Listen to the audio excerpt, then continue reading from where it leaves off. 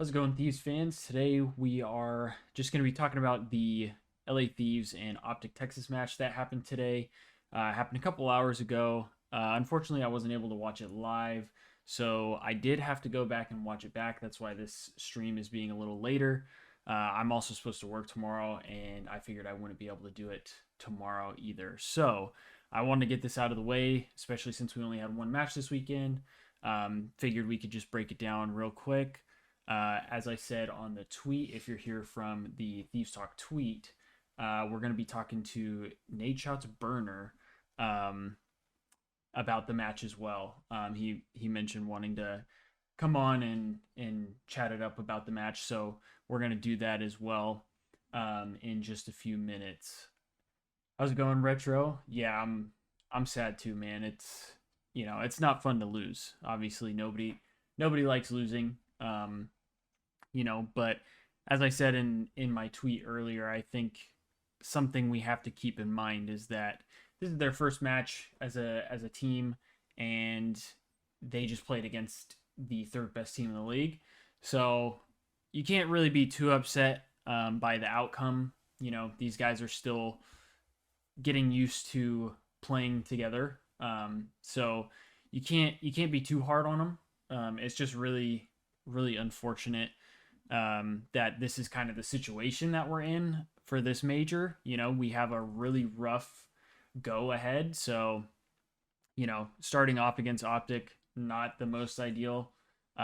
Next week we have Miami, which I didn't finish the match against FaZe the other day, but am I faded or did they win? Did they beat FaZe? Because if so, that's not looking good for us either. So, we have a really rough split, but hopefully we see some improvements in the hard point game of this team. I think slaying wise, I think we have the power to do it.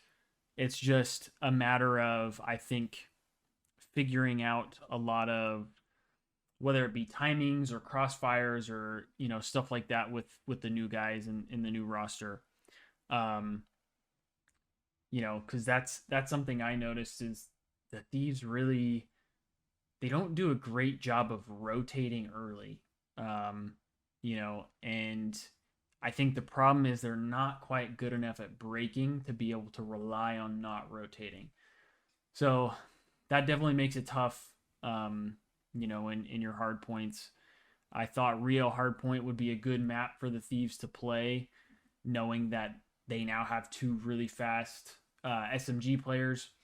Um, and Ghosty, I feel like, even though he is a main AR, I feel like he's somewhat of a flex. Um, so I really felt like that could be a good map for them. But, it is what it is. Not only that, but we can't hold a damn iron. Yes, that is something that I was talking about during the match as well. I had found out the outcome, so I kind of knew it was going to happen. But even watching it back, there were just moments where I was like, "What are we doing here? Like, what's the game plan?" And I don't want to be too critical because I'm as a player myself, I'm not in the space to be able to comment on professional players' game. I'm not that good, but watching the video back or watching the matches back, there's just certain situations where it's kind of like why are we making that play or why are we doing this? That's why I've said too. I would love to be like a fly on the wall in their scrims or something like that, and just kind of get an idea of what they're thinking and where their brains are at with all this practice, like leading up to the events or to the matches. Because they've said it before, but they're doing well in scrims on hardpoint. So my thing is like, how is it not translating? What's going on that's making it not go from your scrims to the actual matches? Um, and you know, it's tough. That's your first game mode. That sets the tone for the entire series. And if you can't win or you struggle to compete sometimes, it's it's not going to be very easy for you to, I guess, mount a comeback. In starting off 0-1 is never, never great. Um, but yeah, let's just talk about the maps here. We'll show the stats, and then we should get into chatting with Nadeshotsburner. So first map, as I said, we had a Rio hard point here. Like I said, I really did think this would be a good map for the Thieves, and I think it still does have potential to be a good map for the Thieves. I think, again, it's just very new for everybody as a map. But this new roster, they still need to figure out how their play styles will fit each other and things like that. I do think they will figure that stuff out faster than what they did with the previous roster, just because, as I said before, Nasty and Afro have teamed together. They have, I would assume a little bit of chem from the time that they've played together before. And Ghosty and Kremp have played together before as well. So hopefully that stuff will help their transition into, making their way up in the standings in general, but especially in their hard points. We fall 0-3, weren't able to take a map. The Rio, we lose 250 to 122. Everybody on the Thieves is negative. Afro started off really slow. This is overview. My bad. Either way, they still all started off negative. That doesn't change. But Afro started off really slow. Nasty started off pretty slow. Both Ghosty and Kremp started off pretty well. But, I think the hard part is, as much as I think this map and mode will kind of play towards Thieves, it also plays towards OpTic. You have Shotzi and Pred, who are both very fast, very good SMG players. And then you have Kenny, who can play with any gun, as he's proven before. And Dashi, who can play more of a flex role, even though he is the main AR. So this map, I feel like, is just really, really good for OpTic. And they're also, I believe, the best hardpoint team in the game, maybe besides like Ultra. But that's something to keep in mind with just the hardpoint matchup in general. But Ghosty started off pretty well, like I said, Kremp as well. It just, seems like things kind of started to slow down a lot for him. Kremp ended up being 17 and 29. That's, not good. And Ghosty only 3 negative, not too crazy. But slow map from Kremp, little slow map from Nasty. Maybe just their first match on, little don't want to say nerves, but maybe that played a part in it. Afro 4 negative, is what it is. But both Kremp and Nasty had low damage rates as well. So just not getting the best engagements. That could be due to timings, all that kind of stuff. Map 2, we had a 3-6 Karachi. Our search, I feel like, hasn't been too bad. I think, obviously, we haven't been winning a lot of series, so it's not great.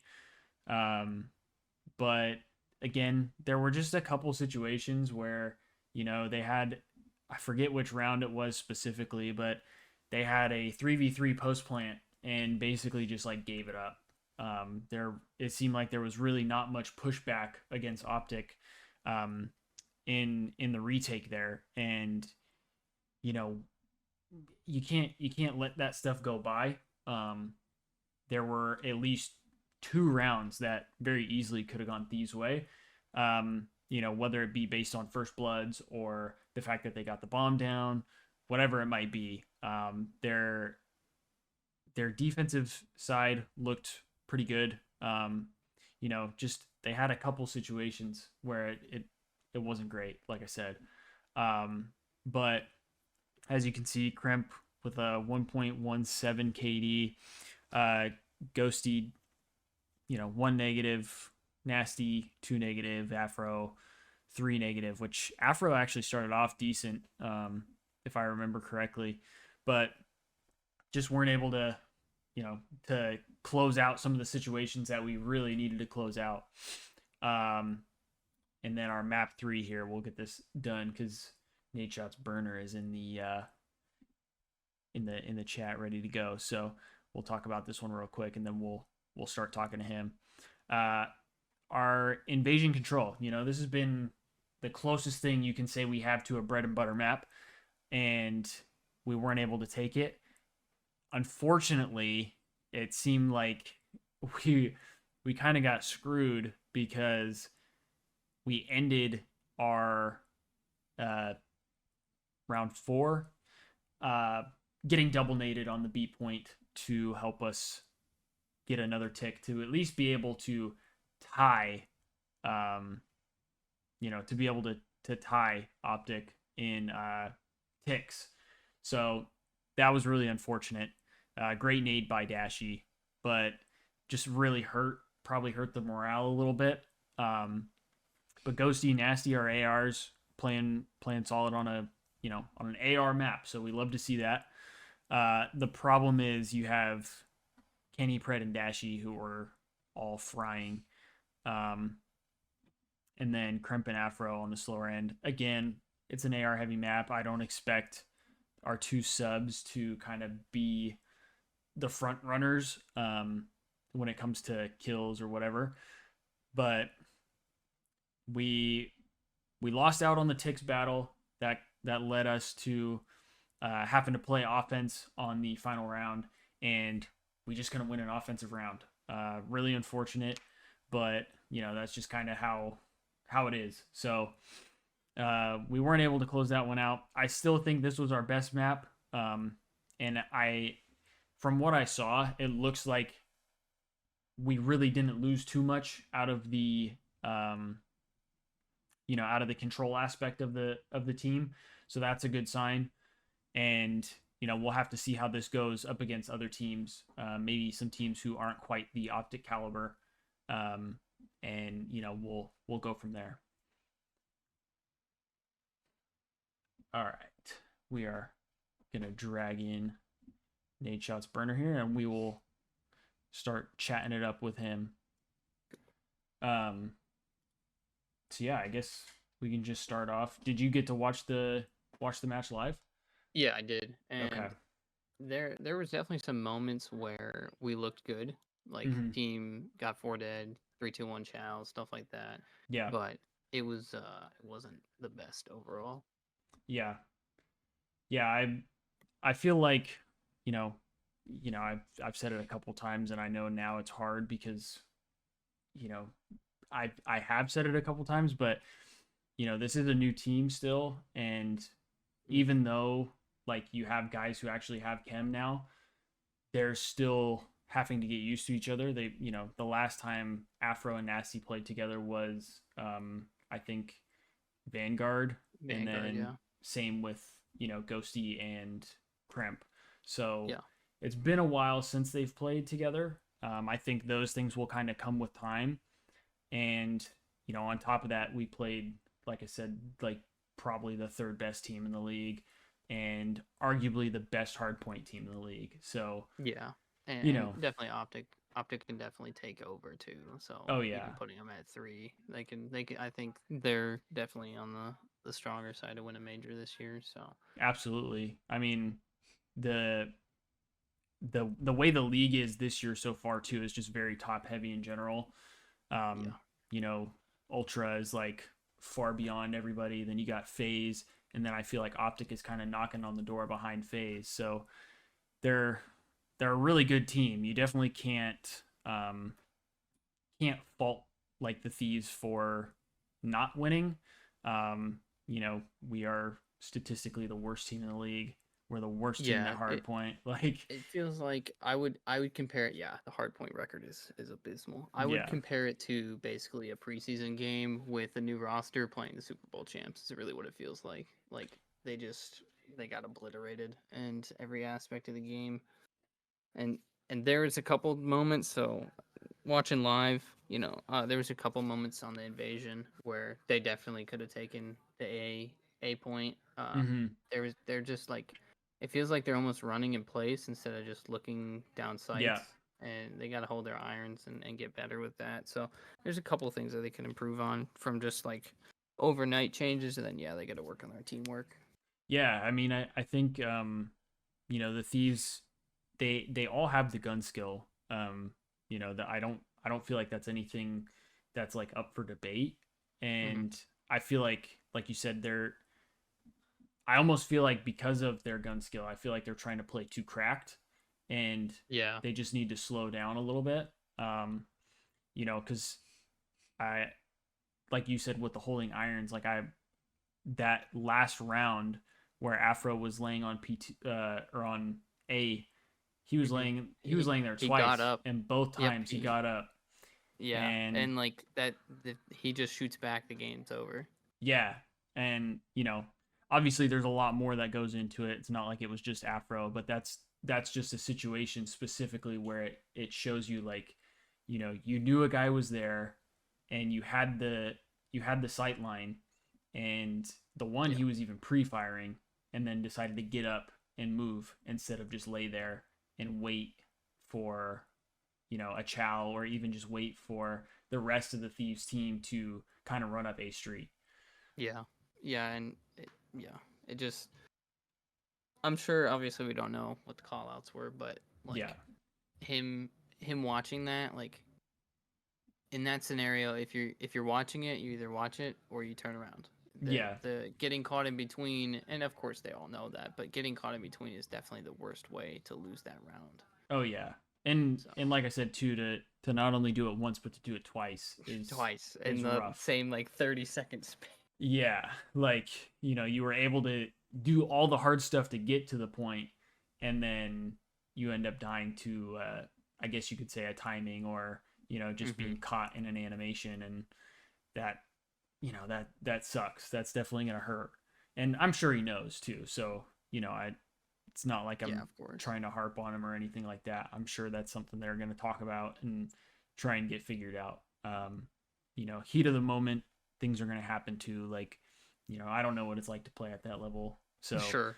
it's hard for me to say. I'm just an armchair warrior, or whatever you Of course. call him. But um, yeah, no, I agree though. They I feel like they have everything. Like, they they have the gunny, they have the Yeah. knowledge. Like, it's just being able to put it all together. And I think once they do, I definitely think they'll be a dark horse team. Yeah, Um, I think I would compare this team to like Seattle. mhm. Honestly, like the way that they can go about it, like obviously they're not a hard point team right now, and they need to Yeah, fix that to have any chance at winning. But their control is good. It's always good to be good in swing modes.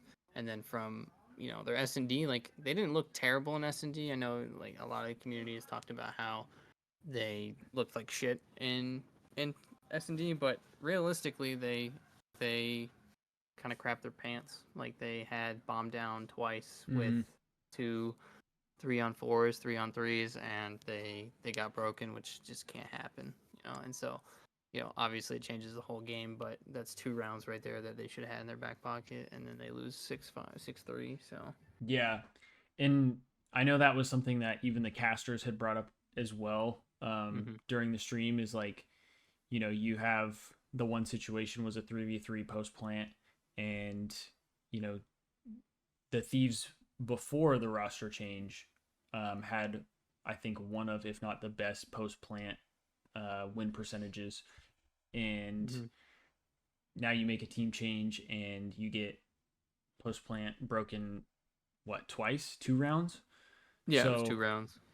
you know, I think some of that you can probably, at least since this is their first match, you can chalk it up to, not knowing who's watching what, and just Yeah. those little things, that, as we said, I think can change, and I think will change. But it just, it's tough when you go from being able to lock down a post plant more than any other team to now you Hit get broken two twice in in a four row. rounds. Yeah, so That's tough, but I do think they have they have what it takes to be like a regular search team. I don't want to say they're going to be like above and beyond in search, but I think with how their control is overall, I think as long as they can get their hard point up to even just normal, like Yeah, they're going to be even somewhere in the the middle of the pack. yeah, as long as they're not literally most statistically bad team in hardpoint or in any mode, honestly. But yeah, like even going 5-6 in the split or Yeah. whatever would be so much better than one in. I think total now they're 1-14 on the season, which is I mean that's you're never gonna win anything with that. Yeah. I mean, that's just a really bad stat line for hardpoint. And I think what's so confusing to me, and obviously they're two different game modes, but you know, you're really good at control, but Hmm. we can't get the hard points figured out. Like, Yeah, and I know there's more to it. There's, yeah, your rotations and breaking and things like that. But, you know, the gunny is there every control map. The yeah. gunny is there every hardpoint map, but they're never in the right positions to where the gunny actually helps them move in the right direction. Yeah, I think too with it, it can be noted that their scrims, of course every team is good in scrims, but with Shane tweeting out before they made a roster change that they had a 75% win percentage Mm-hmm. in scrims before the change and before the major. Uh, but then to also say I saw somebody somewhere said that they whoever I think it was Abizi and Vickle were 50-50 on taking Thieves or OpTic in this match just because Thieves have looked great since the switch. So it's like what might be the issue? Obviously, it's a little early to tell because it's the first match with Yeah. Major 2, but if this continues, like what is the change? What's going on where we can't translate it to from scrims to matches because it can't stay the same. I Yeah. think obviously we don't like change, but with the point system this year and how much more majors and placings give you points, like you can't wait until mid-April, end of April, early May to make a change to Mm-hmm. try to bounce back. It's just not going to be possible. Yeah, and I think too, especially because they did already dive into the team change, that you can't really go back now either. You can't wait for things anymore. Hmm. You're gonna have to just go and make those decisions. I think it would have been a little different if you waited on the first roster to kind of see how that played out. But I think now that you've kind of made that decision that hey, we're gonna make these changes because we're trying to win as soon as possible, Hmm. then you have to keep following along that path, and keep doing that. So, you know, I think it's hard. They're in a really tough spot though because as much as I agree with that side of things, that I think now that they've jumped in, they have to just keep doing it. I think the Oh yeah, problem is that they're playing so many good teams in this. yeah. This is going to be rough for the. I mean, they have the hardest schedule of any team this split. So Yeah, I mean, and with Miami's their next matchup. I don't know the order of when they play the next couple teams. yeah, I'm gonna I pull could up the try. schedule. Yeah, I was gonna do the same here. I I know know. Heretics Go is ahead. next, and then it's either Rocker, which Rocker is has I got been some. I've got pretty some good. buddies that are they're Rocker fans, so hopefully that will go in our favor. Yeah, we need one. We need something now. But Yeah, Rocker was really impressive at the last major. Um, then we play Phase, and then Vegas, and then LAG and Ultra is our last matchup. So, it's definitely gonna be tough. yeah. I mean, realistically, like Optics obviously a tough play, but I mean they played them well, and I think there's positives to be looking for moving forward into the schedule. Yeah. But I mean, you have I think Miami's definitely still a wild card. They looked great, and then they have looked absolutely awful. I Yeah. mean, their map count is 0-9 right now. Yeah, they definitely fluctuate. And then LAG, of course, like that for whatever reason they have our number. It's a curse. Yeah, it's a history thing now. And you would think too that maybe we would get a little bit of a pass with Vegas, but not after the way they've looked. They've looked Yeah. fantastic the last series or the first series they played today. Like Purge looks like a different player, Mm-hmm. so that's not going to be. No team is easy, but it's not going to be nearly as much of a 50-50 as we wanted it to be. Yeah, and I know the last time the Thieves played LAG, like people were kind of saying it was a toss up, and then afterwards it was like, oh, this wasn't even close. This Like, wasn't even close, yeah. so you know, I'm I'm afraid that we're gonna run into something like that again. Um, but then we were able to beat Carolina, and Carolina Yeah, I played mean, really well at the major. So and we 3-0'd Boston. yeah, That was our one hard point win that we had, yeah, and it honestly that match we still almost blew like 100-point lead.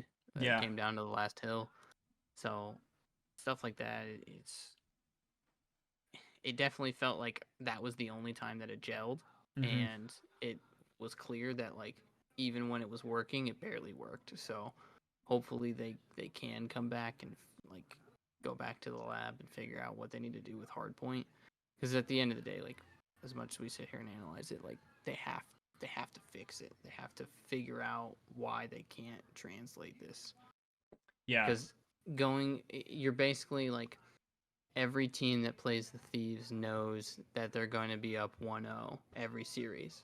Like Yeah. and it's the same thing with like when Vegas, when LAG said that Vegas was free control map. Like you don't want teams to think about you like that, and that should No. piss you off and make you want to be better. And of course, I hope it does.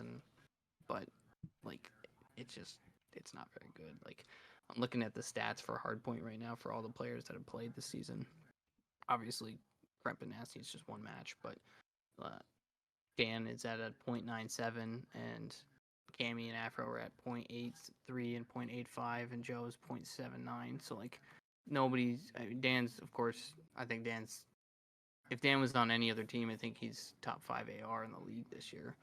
And he still might be. This is the way that he's been playing, but it, we got to figure out what works, and right now it's just not working. Yeah, I forget which caster it was exactly that said it. I want to say it was nameless. But I know in one of their earlier matches this year, he had talked about how it really does seem like their biggest problem with hardpoint is positioning because Yeah. they when you look at their stat lines, they're it almost feels like there's no reason that these guys should be putting up a stat line like they are. Mm-hmm. They're too good of players to have that type of a stat line, and with, as I said before, too, the difference in hardpoint versus control, like their control numbers are good, but then their hardpoint numbers are terrible. Well, why is that? I mean, it has to be that these guys are not either holding each other's angles well, they're not in good positions to get trades if trades are needed. Um, like it really just feels like a lot of it is kind of coming down to like relying on hero plays or relying on Yeah. just outgunning the other team. Which that works in challengers, but that's not Mm-hmm. going to do anything here. Like I was watching the flank. No free shoutouts, but I was watching the flank earlier, and I don't remember who said it. I think it was maybe Ben or Sam, but they were like, in the listen in, they're basically just calling out. That's what it was. They had a Tatch on the show, and he was like, they're just calling out red dots. They're not setting anything up. They're not Mm-hmm. like they're basically just running with their heads down instead of trying to figure out what can we do to get back in this. Yeah. And Dan, I think Dan consistently is trying to do that, and Dan's a very smart player, and he Mm-hmm. knows that, and so he's trying to make up for one, two, three people not being on the same page. It's hard to be a leader like that when it's easy when you can have somebody else on your team go like, all right, we got to do this, we got to do this. But when it's just you have to be perfect 100% of the time, and that's almost impossible for a player. And Yeah. so, like, I think we see that with Dan because he is so good. But it's obviously the meme, get Dan some help, get Ghosty some help. And so going from that to this squad, like you want to see the transition to like, all right, we're gonna start playing better as a team, getting like you said, getting angles together. You know, obviously a dashy Godney doesn't help, but Yeah. And I feel like the hard part with a lot of the stuff that's been happening throughout the season so far for the Thieves too is like they have these big things that they need to fix. As you said, they're calling out red dots. They're not really setting anything up. That's obviously something that needs to be fixed. That's a big deal. It's going to hurt their hard point in the long term. But I almost feel like they've been so close in a lot of different situations that it came down to a timing or a god nade or something along those lines that is in a way kind of out of their control that has almost like kept them in um kind of kept them into everything in a sense that like yeah, they feel like they're a lot closer than maybe they really are. Because I know at least from a viewer's perspective, I definitely felt like they were a lot closer than what it yeah. seems like they are now.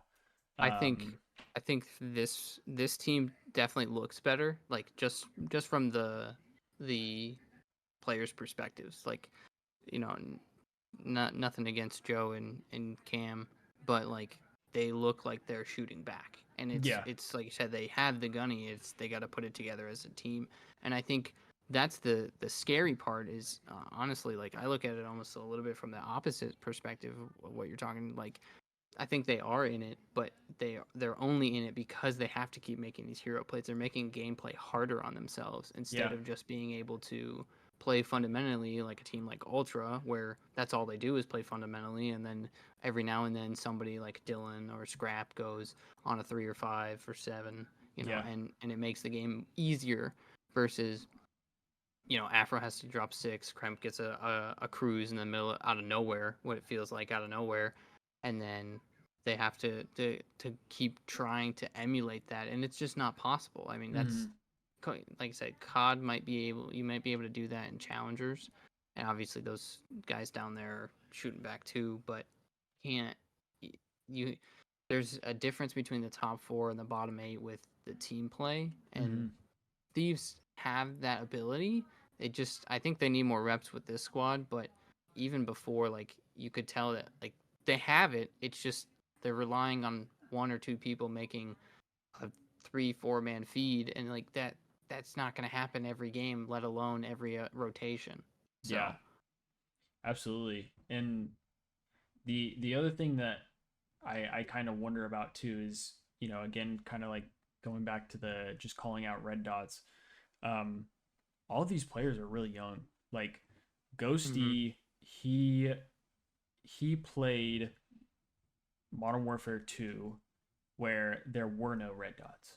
Like Yes. so in a way I almost wonder if because these guys are younger and all of them have kind of played more recently in these games where red dots haven't really been a thing that Mm-hmm. they're kind of used to that in the fact that even just calling out a red dot for those games was so much Yeah. more important than Yeah, what it you're is absolutely now, right. That's a you know? that's a great take. Yeah. Because obviously these guys are pros. They're going to be better than just calling out red dots. Like they Sure. they have more than that. But just the idea of like when you're playing Modern Warfare 2, because even me, like I when I played Modern Warfare 2, like I almost forgot about looking at the minimap because I knew that there were Because no it's red pointless. dots. Yeah. So now going into this game and playing, I have to try and remind myself, oh yeah, I got to look at the minimap because there's red dots and they will help Yep. me. They'll tell me where people are at. Yeah. So maybe that's something that, is kind of what they're used to, or more used to. Whereas, a lot of the other teams, or even just the teams who are at the top tier, have a lot of guys who have played for a long time that just have this habit reinforced in their brain that they never really had a switch up, because it was like, well, I'm gonna do this no matter what. Like, I'm always gonna. It's just ingrained, and that could be faded. I could be completely faded for that take, but I No, feel like I there's think you some nailed it. validity to it. I think I think maybe to like translate a little bit what you're saying to basically that they didn't have to worry about calling out red dots on the mini map last game, or they did, and that because red dots, excuse me, there were no red dots on the mini map, so that was not something they had to focus on Mm-hmm. during that title. But this year, and I mean, you can say it for a couple of the mechanics that they've changed. And I mean, honestly, I was just telling my ranked team this today. Um, basically, like you can reload cancel. You if you shoot an unsuppressed weapon, of course, in pubs, you get a red dot, Mm-hmm. and then damn, I just lost the third thing. But yeah, like you're right. I think them calling that out, they it's not like they don't know. I think that it's they they maybe they it's almost like their callouts are based on red dots because that's the information that they can see at that moment, and so they're trying to let everybody know instead of being like, okay, everybody can see that because theoretically we're all looking at the mini map because we are professionals, Mm-hmm. and that before or oh, that was the other thing, covert sneakers, Yeah. footsteps being in Modern Mm-hmm. Warfare 2, like that's not something that you had to think about. So like I I thought about this with Snoopy and Kremp honestly last year, that like they might struggle in these titles, and I don't think that's going to be the case. Obviously Snoopy's pretty dang good, Mm-hmm. and Kremp's looked pretty good in his first match as well, but like they're already trying to process a ton of information, and now we're adding that back with Mm-hmm. those three things, and so they might be a little overloaded, but they also might be like they might not realize that what they're saying is repetitive, or it doesn't really do anything because everybody has that information already.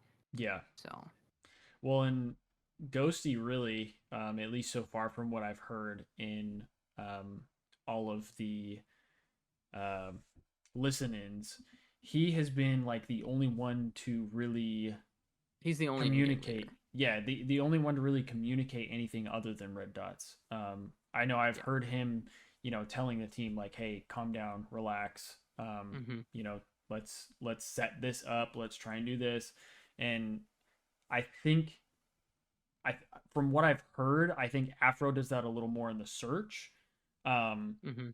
and I think that just needs to kind of convert over to the hard point.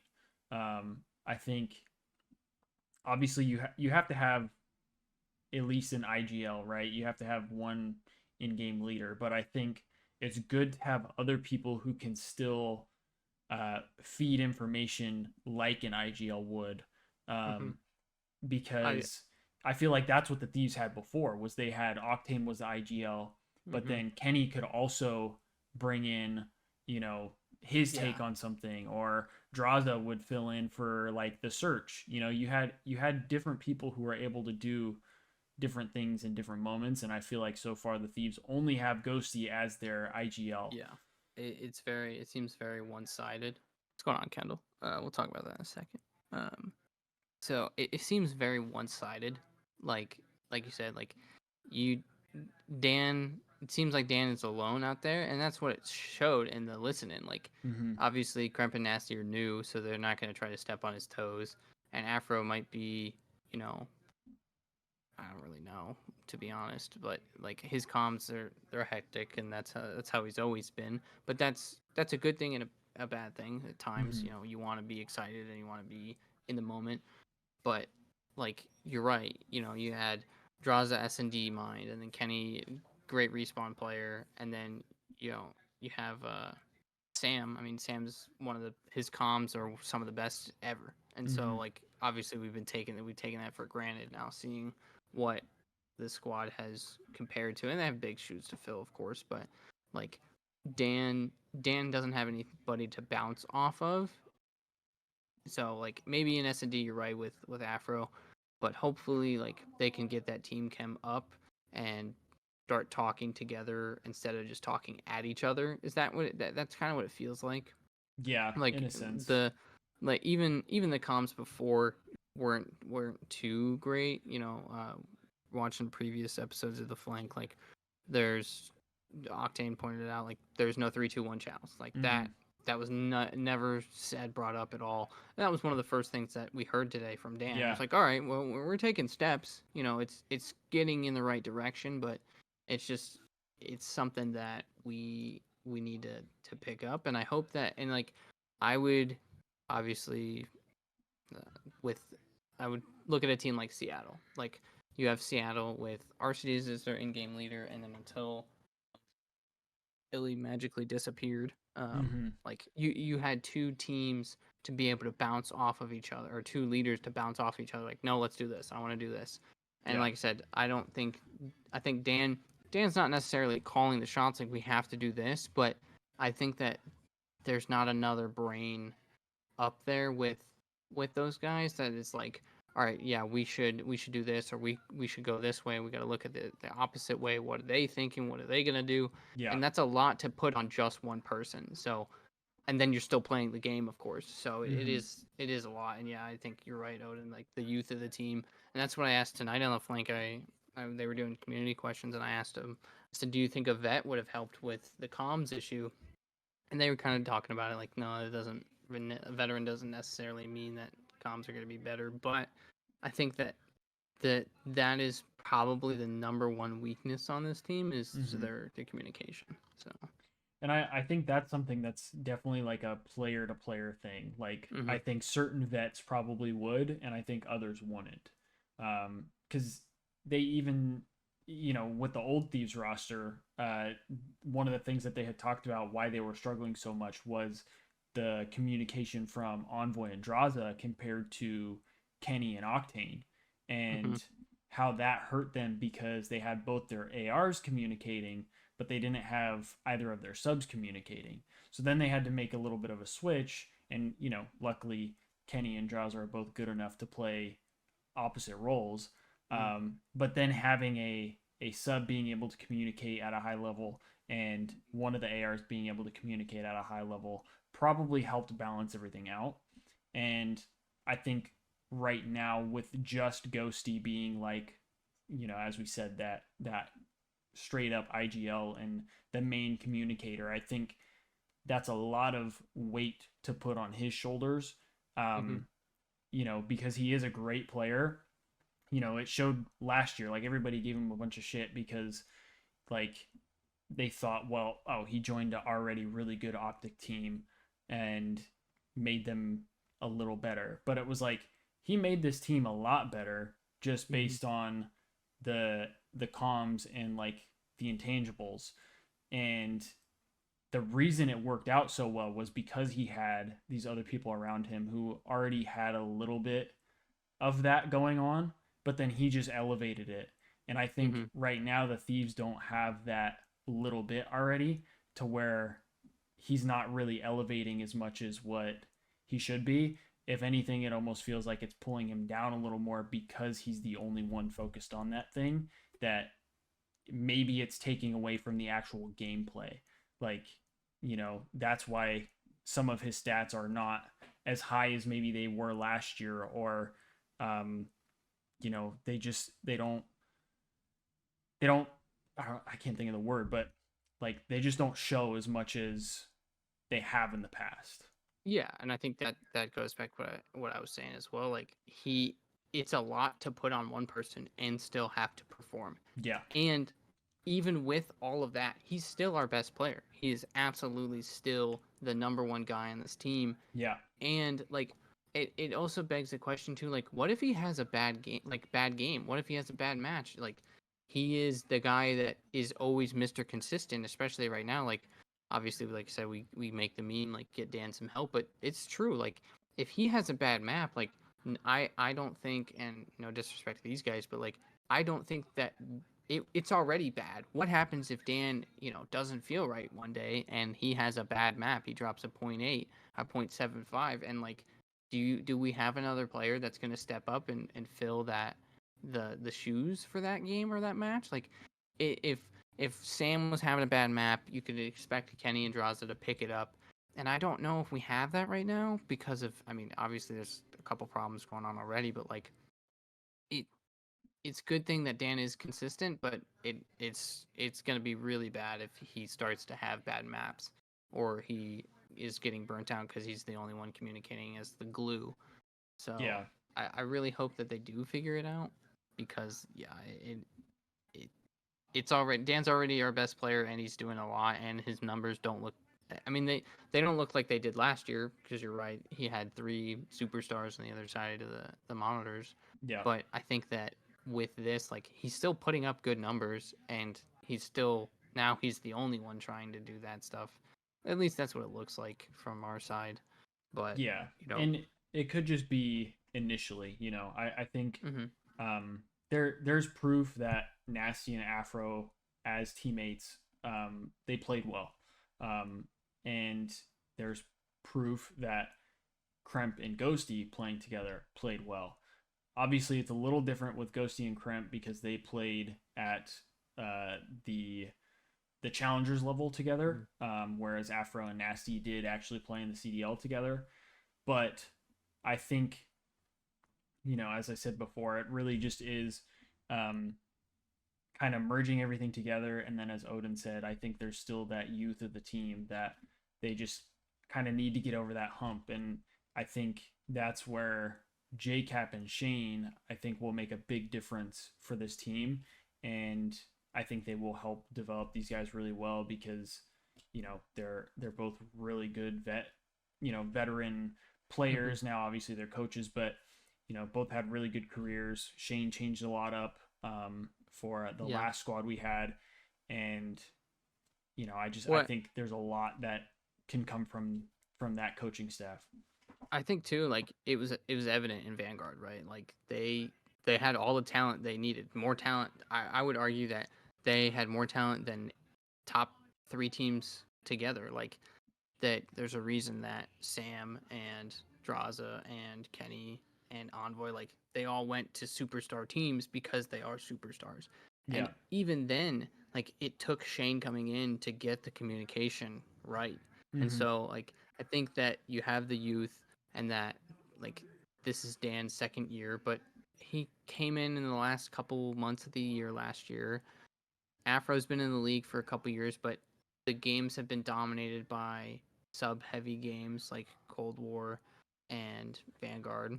Mm-hmm. The auto was insane, but um, and then yeah, Kremp like you said played on Modern Warfare 2 and Nasty back in Vanguard. Like those, it's good to see Afro Nasty. Like I think that dynamic works. I think you're right on that, and I hope that they can get back to that level because they did at times they looked unstoppable, Yeah. but I it's just there's something missing here, and I hope that Shane and Cap can figure that out and go from there, like they did with the Thieves last year. I mean, let's not forget we were what 0-5, 1-5 at the Major 3 split, I think, and Yeah. then we Oh got and second 5. at the Pro Am. Like Mm-hmm. that doesn't it doesn't make you feel better. Like oh okay, well we'll just figure it out. Like obviously that's not going to happen overnight, but they have a good coaching staff, and I don't think that's the case for a lot of teams. And I'm not shitting on anybody else's coaches, but I think that we've seen what obviously Cap's a winner, and then Shane is a great mind to have. So I think those guys being in the corner doesn't do anything but help this team. Yeah. I completely agree. Um. Yeah.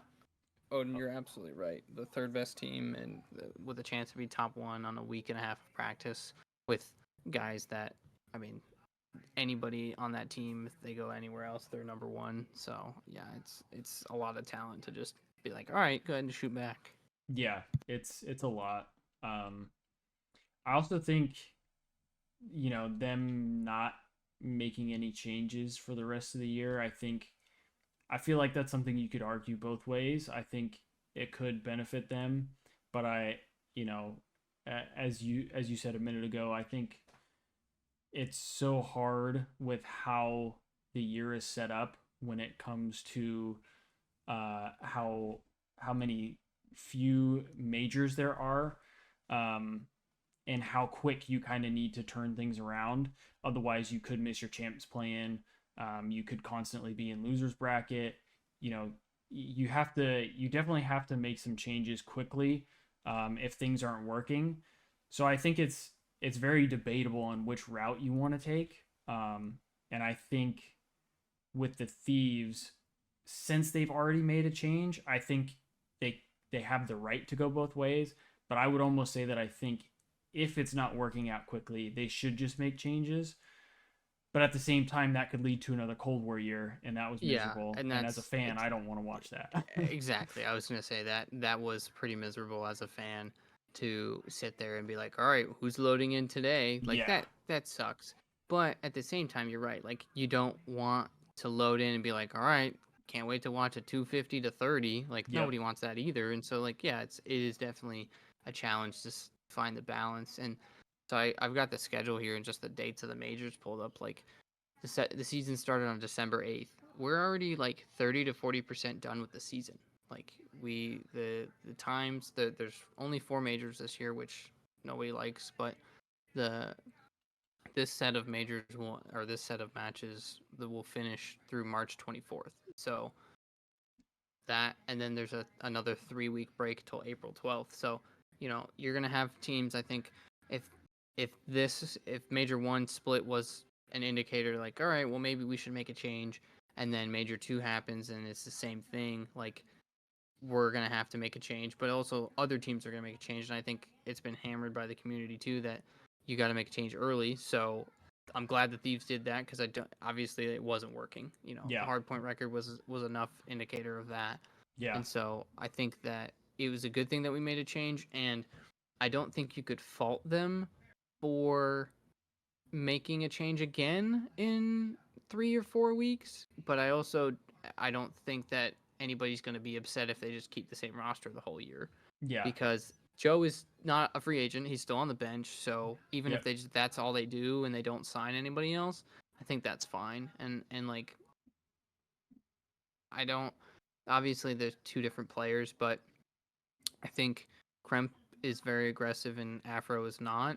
And I think Joe is more of an aggressive player. So like yeah, you don't want to back yourself into a corner with something like Boston, which is two super aggressive players in Cap and Snoopy. mm-hmm. So I think that if they did make a change again, I mean, I guess there's not really a chance that they would just go back and get rid of Kremp or bench Kremp. But I think that having Afro or having Joe and Kremp in the future might not be a bad idea. It's just somebody's going to have to adjust their play style, and then that's a whole nother conversation. Yeah. I think that's one of those situations of kind of like crossing that bridge when they get there. Hmm. But I definitely think still having Joe is really big for them down the line. And maybe there is a world where Joe and Kremp can play together, or however they decide to set it up. If things continue to not really go well, that these guys will maybe mesh a lot better than we think. And part of it could just be too that this year is not a sub heavy year. Hmm. Whereas as you said, the past couple years have been. So, having fast sub players, or really good sub players this year is not as impactful. I think it definitely weighs more on the ARs. So that's where I think like the change to Nasty from Cammy should be better. Correct. Um, I agree with that. so we'll, as we said, we kind of just have to see how it all goes. But I am very interested to see on how it will go up against Miami this coming week. Yeah, we can Um, talk about that match. I'm Let me pull that up here. I'm really hoping to get to go to the compound. I have to figure out my work and stuff like that, but hopefully I can go and see how it all Yeah, plays out if you live. can That go, would be that would be awesome. awesome. Yeah, Um, uh, not to dox myself, but I do not live in California. I wish I did, but I live in yeah, the central states. So, yeah. uh, I live in Arizona at the moment, so oh, okay. I would have a little bit of a drive. It would be about 6 hours. Hey, it's worth it. But I did it before. It was definitely worth it. So hopefully I can do it again.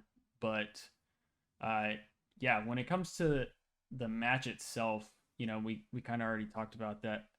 Miami hmm has been very up and down. What do you think of the Eric Boom change? To be honest, I don't know much about Eric Boom. Um, you know, and I had watched some of the match yesterday, but I was a little busy. I had family in town, so I Mm. wasn't able to kind of catch all of it.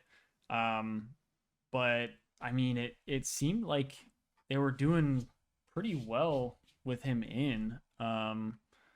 I could try and look at some of the stats too to Yeah, not look I'm like a just gonna complete I'm idiot gonna talking pull up about it. their.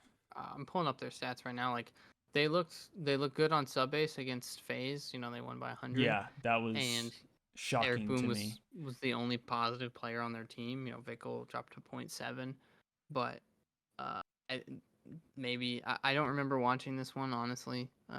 But the high rise was close 6-5, and then the next two maps were not close. So Mm, they looked okay. Um, but yeah, Eric Boom had a 1.4 in the first map, um, and then the let's see the second match here. Played Toronto, which hats off to Toronto, by the way. They look unstoppable. They're yeah, absolutely one of the best teams in the league, and you can tell that it separates you know business as usual is their it seems like their motto for this season. yeah, Um, they think or they play and act like they're all a team. They've been there, done that, and it helps having four players that have been in the league for as long as they have. I yeah, remember when Kleenex came into the 2019 season and he never looked back. So, yeah. um, yeah, I mean, all the maps against Toronto, like they weren't close, but Eric Boom got fried by crap. I mean, they're just like you said, they're in a league of their own, man. Like I feel like you almost can't. They're like the outliers. You can't even, Yeah, kind it's of hard to compute what compare they're them to. doing. They're so far ahead. But yeah, I mean, the the biggest concern, obviously, for the Thieves, is definitely going to be the hard point. The you know Heretics just beat FaZe in hardpoint, on sub base. The Thieves have played sub base a couple of times.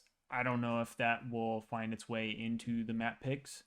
Yeah, Um, so I've got the map record here for hard points. They've played Karachi 6 times and they have not won it one time. for the Thieves, So yeah, yeah. so does that like and we could talk about that a little bit too. I meant to ask you about that earlier. Like, did you like the map picks for this match today? Like, did you feel confident that we could play those maps confidently, or do you think that there might be other maps that favor the Thieves better? Um, I mean, I know control wise, anytime the Thieves can get a Karachi, or not Karachi, sorry, invasion control, that's really good Yeah, for them. that's definitely that seems like to be the only shining light or silver lining in And this set of. I think Rio, is hard to say because we haven't seen them play on Rio before. Um, you know, like I said, this could be a map for them that does play well in their favor. It's just really unfortunate that I think this map also plays extremely well in OpTic's favor. Mm-hmm. With two very fast paced subs as well as Kenny and Dashy who can both play extremely well at like a flex position and on a small fast paced map like that. I think that's really going to benefit a team like OpTic. Um, Yeah. Did you catch the announcers comparing this map with Rio to Bocage? I did not. Yeah, so that's kind of what Attach was talking about today on the flank, that like this is a mixy map. This is Yes. something that they're going to go 110%, and honestly it showed, like playing watching OpTic's point of view during the match, like they're absolutely moving and our guys are stuck in mud. Yeah. So, and I think Retro, you're right, like the confidence thing, I think that will come with time too, like obviously loading into play OpTic your first match in who knows how long is never easy. But yeah, I think maybe we can use we can use Miami as hopefully a springboard to be like, all right, we do know how to shoot our guns back. We're Yeah. we're on the same page, and then build momentum from there. I think they really do just need a win, and I don't think it matters where it comes from. I Yeah. think it's one of those things where you just kind of have to see a little thing happen in the right direction to help get that confidence back or gain that momentum.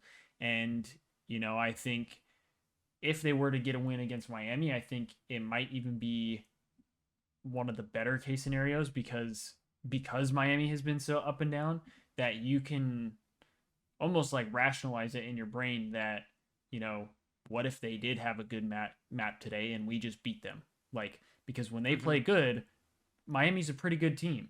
So you could then say, well, there's a chance they could have a bad map, they could have a good map or a match, whatever. um, and you can almost kind of convince yourself whether they did have a good map or a bad map. Hey, they played pretty well against us, but we beat them. And then Mm-hmm. move on to the next one and take it to what we said, Ultras next, Rocker. or Rocker's Rocker. Yeah, next. Rocker. Rocker be next. And Rocker looks like top 4 team right now. So getting that confidence to be like, you're right. Yeah, we can play with them. We can beat them. And if we stick to our game plan, we're gonna win. And I think that is something that kind of feels like doesn't exist right now with this team, and it didn't with the other team, with the other roster as well. Like they might have a plan, but they're not sticking to it. And that whenever they play, like they if it I feel like if it comes down to 250, 230 hardpoint map, like we're not on the winning side. Yeah. Yeah, I agree, Odin. That's a good point. And hopefully we'll get there with that mentality, because it is the first match, and of course we're being critical of it. But like I think that's a double-edged sword, because watching the first map with Kremp, like he's a Slayer. He's going to go out and do his thing. He was on fire for the first probably 90 seconds of the match, and then he got blended for the entire rest of the map. He Yeah. dropped a point 0.5, 0.59 in that first match, and like I started noticing like his name is not popping up in the kill feed anymore. Hmm. He's just getting blended, and so like is that a pacing issue? Is that running with your head down? Like communication? Like there's obviously lots of steps to fix that, Hmm. but it's also OpTic at first map. So Yeah. And I agree with Retro here that it can be a snowball effect here, that you get one win under the belt, and next thing you know, now you're kind of in the zone. I thought that was something that would kind of happen with the Thieves when they faced up against the Ravens. Um, obviously didn't mm-hmm. pan out that way, but they were also going into a major and losers bracket. I think the situations were a little different. I think now if they're able to beat Miami, and not only beat Miami, but since they're doing their watch party, they're going to have fans there. That could Yeah, really kind of shift things for them, um, which which I would be love. fantastic. More teams should do that. It's something that Rocker's done for since the beginning. Ultra's doing it. These are doing it. It's amazing to see, and it's good for the scene. Yeah, I Uh, mean, especially when you only get four majors out of the year, yeah, like the the fans definitely want to go and be there live, and so anytime a team can do something like that, I think it's super cool. Obviously, it's tough because, like, you know you kind of have to be near the teams Hmm. in order to go, at least if that's your favorite team. Yeah. So that makes it tough, but I think for the players and some of the fans, I think it's good to be able to do that in general. Yeah. So I've got the game flow pulled up here from the hard point, Okay. and they they brought it back to about a 40-point game going through the first set of rotations, which is good. I mean, they started at the after P1 the score was 27-15, Hmm. and then by P4 it was 119 to 28. So they got blended for 3 hills, and then they brought it back going into the next set of rotations. It was 130 to 190, and then they just got put in the blender again. So obviously the final score is 250 to 120. So Yeah. like through the next 5 hard points, you averaged what 7 seconds a hill, six Hmm. seconds a hill. That's obviously that's not good, but we like is it that OpTic made better adjustments, or is it that we fell apart? I think it's definitely both, but Yeah. like Shotzi went off 29-19. That guy was shooting his gun pretty straight. So Well, I feel like too that I said it earlier, but the thieves just I almost feel like I wonder if this could be a part of coaching, hmm and just having to make an adjustment based on your players and their play style. Because I know, like last year, for example, the reason the thieves were so good at hardpoint was because they could break any hill at will. And so a lot of times we didn't see the team rotate early. They would often play for scrap time because they knew they could break. yeah, And this year it seems like they might be trying to do the same thing, but this sure. team doesn't have the same power to break. And They don't have so the same they don't team rotate play. early. Yeah, they don't rotate early. They're always like on the back foot. And I think, like I said, that could be partially a coaching thing, that the coaching style is we want to be able to break. Um, Yeah, I but think it's just not working. yeah, I think too. Like you said, this team doesn't rotate in time. Yeah. Obviously they try to be ahead, but like you can consistently look to Envoy. Route Man gets paid. Like he's rotating at 35 seconds every other hill because Yeah. he knows what needs to be done. And I think, and it goes back to what we talked about a little earlier, like the team is just chasing red dots, and that's Hmm. that's not going to win you anything. So I hope that they can fix that because you're right. I don't think in this title and this team breaking and having a high break percentage is going to do much for us. Um, so it's something that they have to work on, and I hope that, like I said, I hope that maybe they start to realize like this isn't gonna work, and that they Hmm. need to change the way that they have things set up. Yeah. And cryptic, I agree. We talked about that a little bit too, of the comms not being like super deep. A lot of it kind of being surface level stuff. um I do think this is something that we should start to see a little bit of changes, because you know even today in the listen in they had a few 3-2-1s, and it wasn't just ghosty. I think nasty was calling it out as well. So maybe this is something that they will start to lean into. And you know like we said, we are being hypercritical, and I feel like part of that is we're constantly losing. You kind of have to be hypercritical. Yeah, Not necessarily something that I feel like we want to do, but when you're constantly losing, no matter the margin, at some point you have to go in and look at every little detail, to kind of understand why things are playing out the way they are. And I definitely think that's something that, even just based on what we saw today, was more than what we have seen, from the last major. hmm So hopefully that starts to fall in the right direction. As we said, kind of snowball effect. I think really that's kind of what we're looking for right now, is just that one little thing to push us over the edge, and then everything will kind of start to fall in place. And yeah, winning does I th- that. yeah. I think winning, of course. I think something that I've noticed with the squad is that like I feel like we're always behind. Like even in the search, like we don't go up 2-0. We come back and make it 2-1 or two Mm-hmm. four, and then even in the hard point like today, like we never had the lead. Not even close, really. We always start So slow.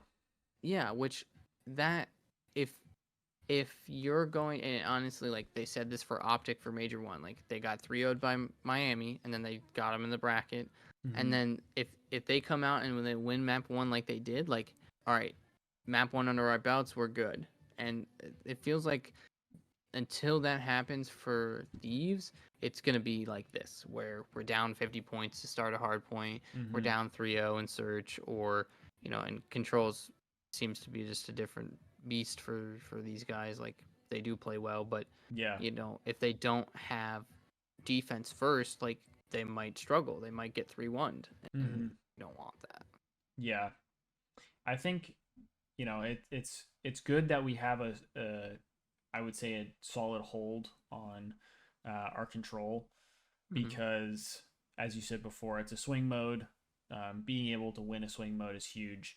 Now the only thing is if we can get whether it be search to be like a lockdown thing for us or get hardpoint to be a lockdown thing for us, then Mm-hmm. that swing mode will play an even bigger factor because right now, as you said earlier, we're going, it's almost like a guaranteed down 0-1.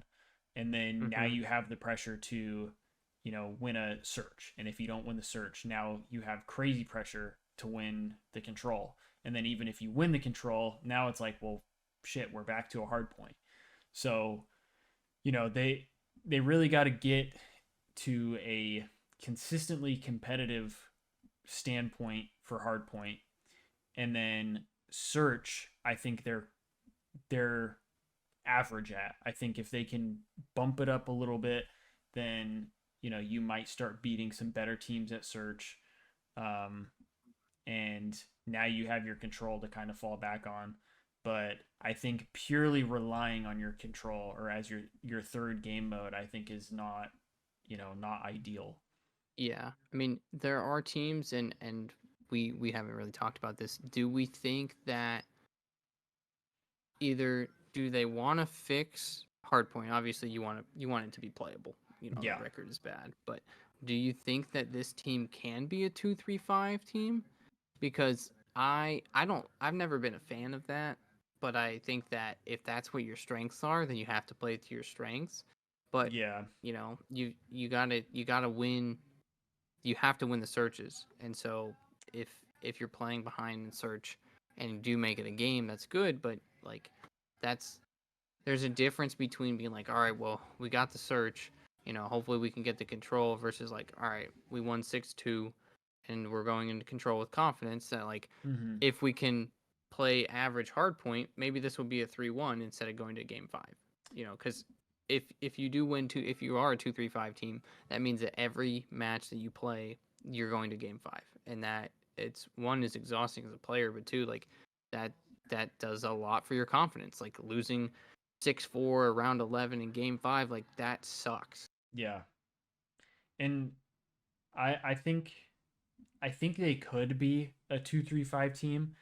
The problem is I don't think they would be uh, an elite 2-3-5 team. Like Yeah. they wouldn't be to the point where you have to be comfortable enough to say that this is the type of team we're going to be.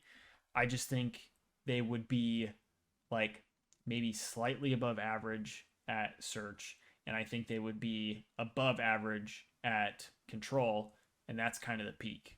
Like Yeah. I think so when at that point it's not going to win you championships. Like you're going to be able to compete against high level teams, and you might get those situations where it's kind of a coin flip on who's going to win a gunfight or who's going to get the timing, and that might go in your favor, it might not. But Mhm. I don't see them being like okay, this search is a lock, this control is a lock. Like I don't see it going that way. So that's why for me, I think keeping their control where it's at and then just trying to bump up their hard point and their search will allow them to possibly get lucky with more of those coin flip situations Mhm. throughout, say, the hard point and the search and destroys, to where maybe something does go your way, and now you're up. Now you're going to be up at least 2-1 in a series, like, Yeah. and I think having that in the back of your mind, instead of saying, okay, we're down 0-1, you know, if we win these, we're back up to 2-1. It's better to have that guarantee of, okay, we are up 2-1, or we could be up 2-1, or we could win the series 3-0. Like, Mhm. just playing on that back foot, I feel like you're always in that state of, like, we have to do this, we have to play well, we have to execute, like, instead of giving yourself a little leeway of, like, maybe something doesn't go our way, that's all right, we get them next map. Yeah, I um think that right now I think is the difference with all three modes. Is like with control, it's a good map. It's a good mode for the boys. But yeah. you're right. Like going into control, being like, all right, we're down 0-2, versus losing hardpoint and being like, all right, well, we'll get them back next map and search, and then your search isn't as strong. Like you said, I think the team has a chance to be average to above average Mm-hmm. at search. Like you have to be able to figure out one of the two modes and be excellent at one Yeah. of the two, because like we talked about confidence, like going into map 2, whether like let's say you played a close map 1 and you lost 250 180, and you go into map 2 like, all right, we got them, like we'll bounce back, we got this. And then you're right, going into control and being like, all right, we're going to go up 2-1, it gives you a lot more confidence than being down 0-2 going into what you should win. And then if you don't win, of course you get 3-0'd and that Yeah. sucks. But if you barely win or you squeak by and then you're going back into the hardpoint blender, that's not going to make anybody feel better, and it's going to be harder to pull yourself out of that mentality. Yeah. Yeah, I completely agree. So, hopefully going into these next few matches, hopefully we'll kind of start to see that snowball effect.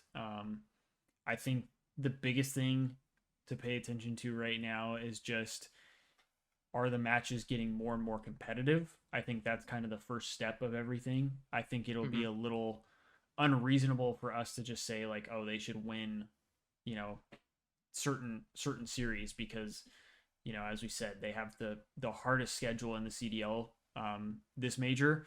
So I think even if we're losing, but it's constantly getting closer and closer, I think that is a really good sign for the future, and I think that will be enough to say that we do keep the guys that we have on the team.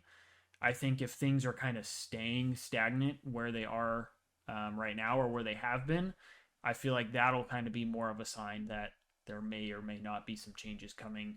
Um, you know, who knows how that'll play out if they were to decide to make changes, but I think it's just those small improvements that we need to watch out for, and we need to kind of keep that in our heads, and not bash on them for losing Yeah. constantly. Like, odds are they're not going to win many matches this major.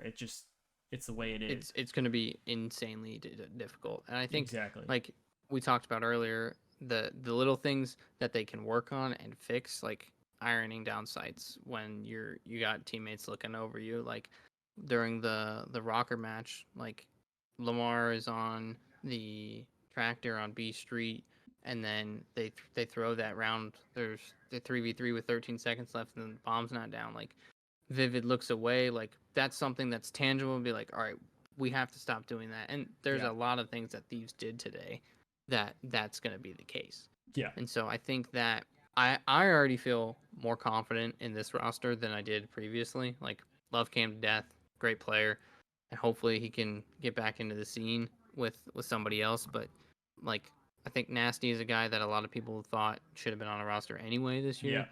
And then Kremp, I mean, he's top challengers player the last 2 seasons. So, I think that they have the talent, and I don't think anybody would argue that they don't. But Yeah. it's something that they have to play as a team to be able to get all that talent out. Yeah. It's all there. It just needs to be put together.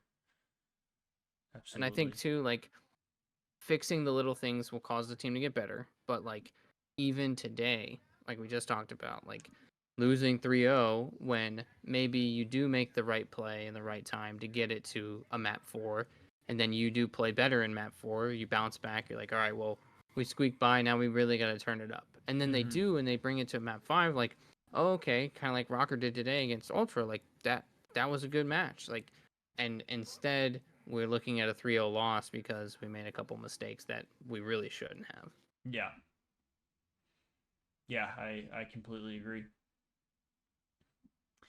I appreciate you coming on. I Of would course, love man. to, do this again sometime. Yeah. I mean, Don't I'm want to drag not this out too opposed. long. Yeah, sorry. No, you're good. Talk a lot. I love talking about thieves. I could talk about the thieves nonstop. That's why I started Thieves Talk.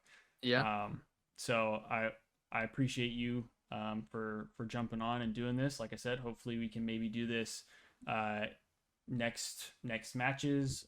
Yeah, I mean, I'm pretty open most evenings, so if we want to start doing this regularly, I am not opposed to that, and I've got a webcam that I can set up too and get things tuned up. Yeah, absolutely. I mean, especially if everybody else likes, kind of getting to hear the back and forth and stuff. I think that adds a lot to, um, to the stream and to the podcast or however you want to call it. So, Yeah, well, we I think can that we would can be awesome. brainstorm some stuff too and get some templates set up and designs and whatnot. So Yeah, absolutely. I'm 100% down. yeah, well, I'll send you some messages probably tomorrow and get some stuff figured out for maybe next week, and we'll go from there. Yeah, sounds good, man. All right, buddy. Well, uh, it's been fun, and I'll see you next time. Yeah, have a good night and can't wait for the next one. You too, buddy. Bye. See ya. All right. That is going to wrap up today's episode of the Thieves Talk podcast. Um, I want to say thank you, Scarecrow, for the follow. I noticed it earlier. We were just kind of deep in the conversation. Um, Glad to see a lot more people in here chatting it up, getting involved in the conversation.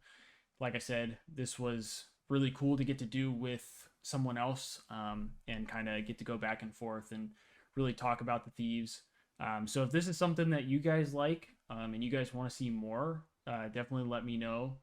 And hopefully this is something we can kind of do more consistently because I really enjoy it. Like I said, I could talk about these forever. So this is something that I love doing. I love talking about the thieves, and I'm glad that I get to talk about it with other people who enjoy it just as much as me. So that is super cool.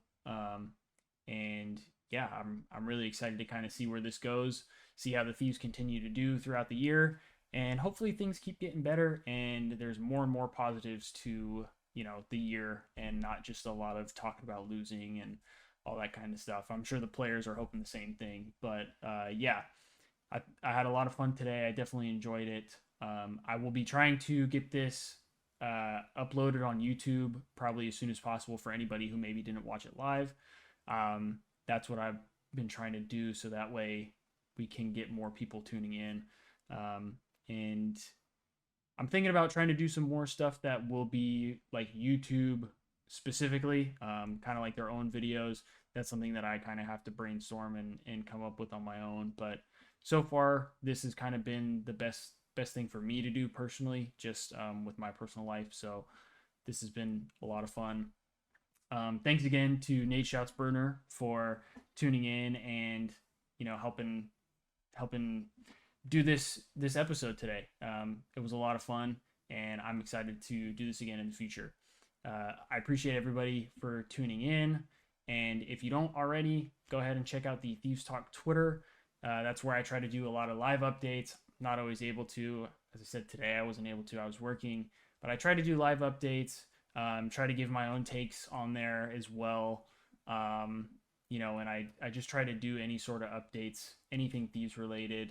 And then if you tuned in today and you haven't dropped a follow, I strongly suggest doing that because this is something I'm going to continue to do. I try to do it after every Thieves match or matches throughout the weekend, and really just kind of break some stuff down. We're going to be trying different things just to see what people like to watch and what people don't like to watch because I'm still very new to this. At some point that's not going to be true anymore. At some point I'm going to be doing this for a while, but I am still new. So, we're working some different stuff out. But if you enjoyed, please drop a follow. And I would love to see you guys in the next one. We should be doing one after the match next week. It'll just depend on what day I'm available to do it. But be on the lookout for that. Go check out the Twitter. I also have a Discord if you want to check that out. You can either DM me on like Twitter and I can post or I can send you a link, or I should have a link that's like tagged on the page, but I have a problem with Discord links a lot, so who knows. Anyway, I don't want to ramble too long. Appreciate everybody for tuning in, and I hope to see you guys in the next one. Peace out.